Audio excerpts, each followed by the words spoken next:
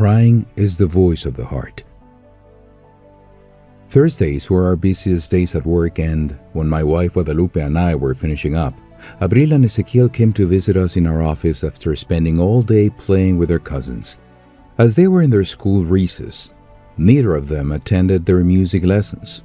So I took the opportunity this visit provided, turned on my keyboard, and suggested we sang for a while. They love music and they show it in actions. Maybe it runs through their veins, or they fell in love with that spiritual food because they have been nourished by it since they were born. The truth is that they love singing, and I make the most of that inclination. Drawn by some kind of synergy, I joined them so that I could nourish and maintain my passion alive. When they were babies, I dreamt about these moments, and I told about it to Guadalupe. When they grow up, we will make music together. My 3 children turned out to be music and sound enthusiasts. We were making harmonies for some time when Abril raised her voice. Ezequiel lowered it. I accompanied them with my keyboard and, of course, gazing at them like a father in love. As they were 9 and 11 years old, they had wide voices, and it was difficult to tell them apart when I listened to them with my eyes closed. We made a song together. It's called Seeds of Salvation.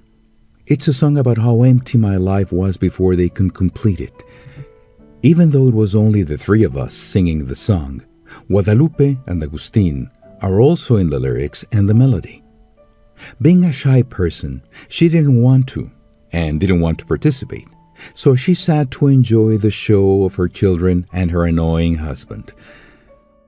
I saw in her woman's eyes that even though she has plenty of what she wishes for, there is a void that is impossible to fill. She lost herself in that musical noise that for us was the best of harmonies. That day we lived another experience worthy of being remembered, so I'm writing about it. While we were singing the ending of the song, Ezequiel burst into tears like he'd never done in his 9 years. He hugged me as he tried to keep singing and cried helplessly. It was an understandable reason. So I hugged him tight while I told him that crying, singing, and expressing what the heart feels is the bravest thing a person can do.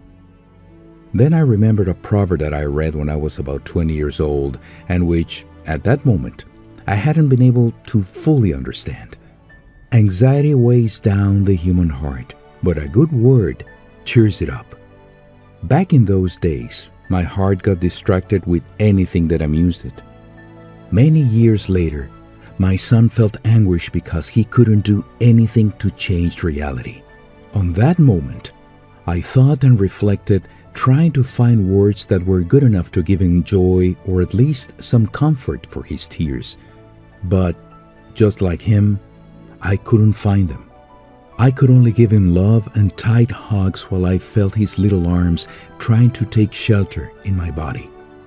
That day, I felt vulnerability again and tried to sympathize with my son. I was looking for words to appease him and, at the same time, to justify his tears, and suddenly the words I was looking for rang in my mind. It is good to cry because crying is the voice of the heart. It may not be in tune, but it also wants to make itself heard, I told him.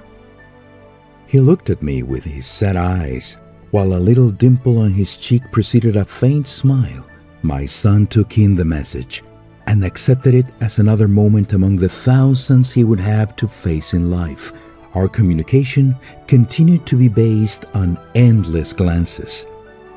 Eventually, I understood how deep sorrow can be for someone who doesn't receive support. A cheerful heart is good medicine, but a downcast spirit dries up the bones. Proverbs 17:22.